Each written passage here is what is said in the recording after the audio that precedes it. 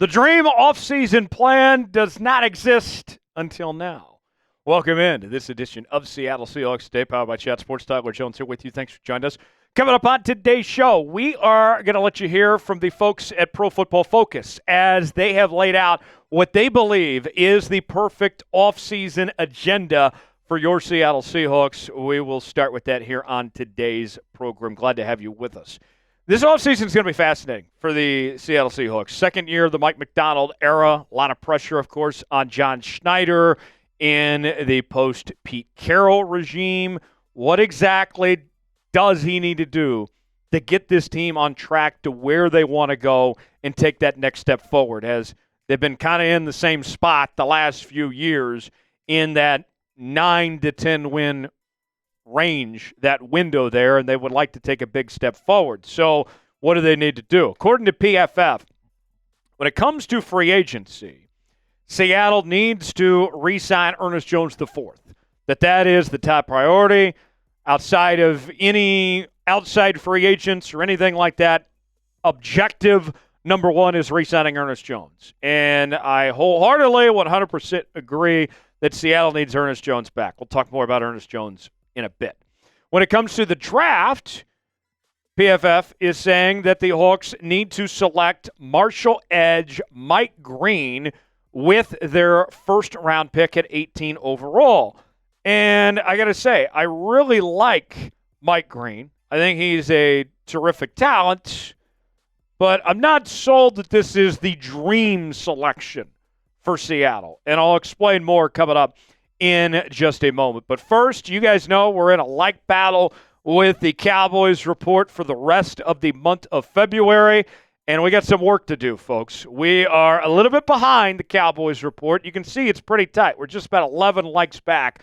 So if you want the Hawks to have a great offseason, if you would like to beat the Cowgirls in this like battle, all you got to do is simply hit that like button. We certainly would appreciate it, and we'll continue here with today's show. Let's start with Ernest Jones and going into detail on that situation. Re-signing Jones, I think, is a must for Seattle at this point in time. He is a crucial piece to this defense and the future of this defense for many years to come. I thought that what he did for this team with bringing him in at the trade deadline the way Seattle did was a game changer, and we saw how that fueled Seattle's defense in the second half of the season, and he was a major reason why this group had such a turnaround and why they were able to win 10 games for the first time in 4 years. Ernest Jones did a lot for this team. PFF says this about Ernest Jones. The Seahawks acquired Jones before the trade deadline this past season, and we're in talks to extend the linebacker, but that conversation was paused, and now Jones is slated for free agency. While Jones produced just a 59.4 PFF overall grade with Seattle, he isn't that far removed from excellent play with the Rams in 2023 that earned him career highs as both a run defender, 86.2, and a pass rusher, 83.1, which undoubtedly led the Seahawks to trade for him in the first place. Ernest Jones, former third-round pick out of South Carolina by the Rams.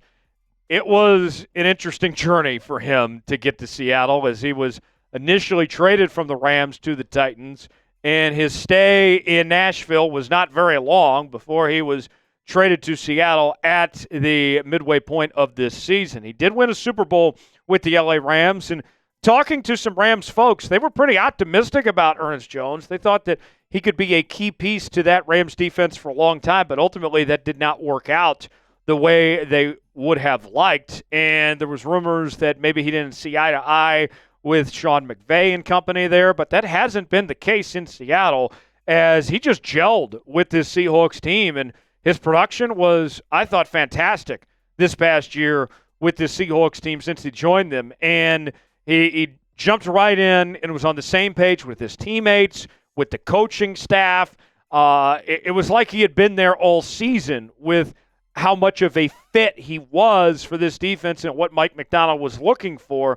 And his coverage stats weren't terrible by any stretch. He allowed about 400 yards, 4 pass breakups, had 1 interception, a QB rating of 95.6. That'll be something that Mike Macdonald will want to see improve. But he did so well with everything else. When you talk about what he did as a pass rusher, when he was in run defense and all those other things, and made the guys around him better, I think you have to bring him back. And the cost, he's projected to get somewhere around $12 million if you're Seattle. I know you don't have a ton of cap space right now, but we've mentioned it previously. You make a couple moves, and the money will be there if you want to bring Ernest Jones back. I think it's a no-brainer, and I would agree that the dream free agent signing, the top priority, is getting Ernest Jones back. Will the Seahawks re-sign Ernest Jones IV? It's our pinned comment today. You got two options here. Type S for sign, P for pass. You might get an ad break while the ad's playing. Get your votes in and let us know what you think. All right, so let's talk about Mike Green now and get to know him a little bit further. What could Seattle be potentially getting out of the star edge rusher from Marshall? I like him as a talent. I wouldn't call it a dream draft pick, however, for Seattle at 18, especially when there are some glaring, obvious needs on the offensive line that I think need to be addressed first. Now, Mike Green, I'll tell you this. I think he's going to be a terrific football player. He already is a terrific football player, for that matter.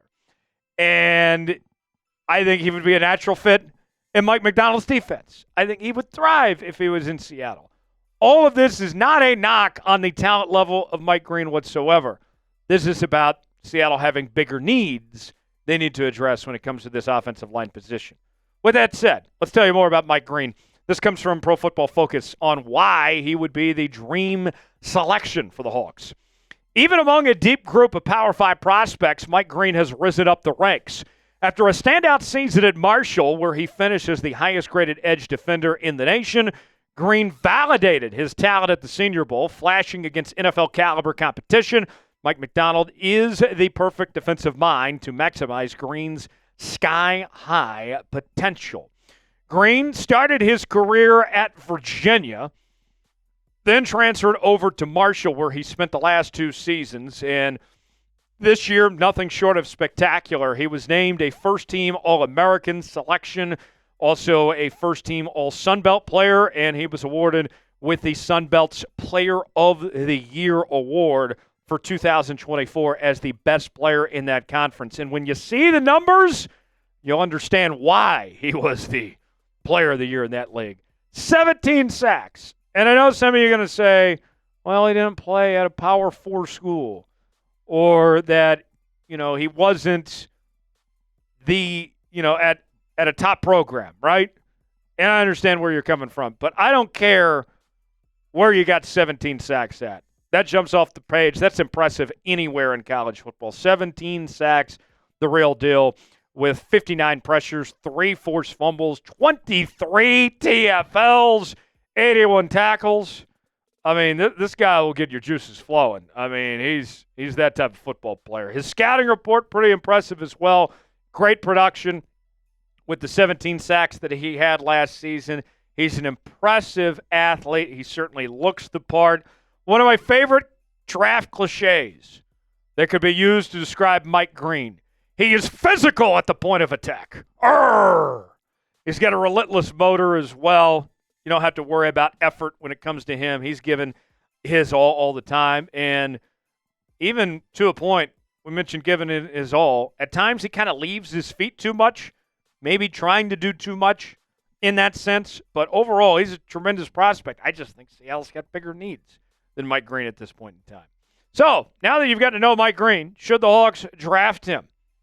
You have 2 options here. You can either type the letter Y for yes or the letter N for no. Chime in. Let us know if you think they should draft him or not.